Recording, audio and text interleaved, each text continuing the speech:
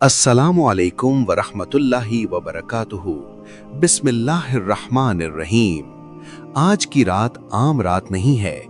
ये वो रात है जिसे आसमान भी इज्जत देता है और जमीन भी सुकून महसूस करती है। ये 15 शाबान की मुबारक रात है। ये शब बरात है और ये वो रात भी है जब अल्लाह की सबसे अजीम रहमत का ज़हूर हुआ।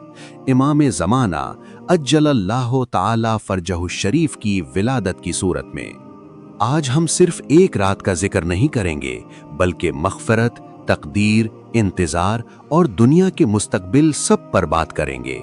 वीडियो को एंड तक देखिए, ये सिर्फ मालूमात नहीं, पैगाम है। शब बरात का मतलब है निजात की रात, आज़ादी की रात, माफ़ी की रात।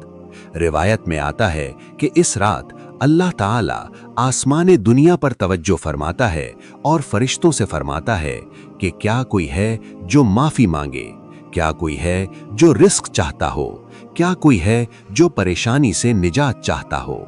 सोचो, रब खुद पुकार रहा है और हम सो रहे हैं।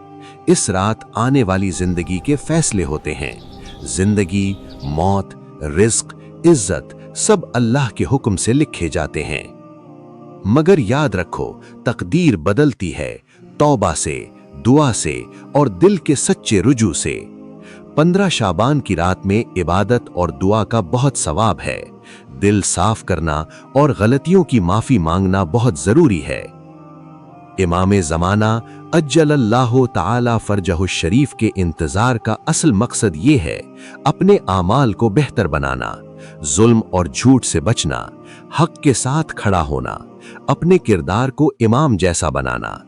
इस रात सच्चे दिल से तौबा और दुआ करो, नमाज और जिक्र में मसरूफ रहो, दिल को साफ करो और माफी दो, और सबसे अहम इमाम ज़माना अज को याद करें और हमें भी तौफीक दो कि हम भी इमाम असर अस्सलाम का इंतजार करें।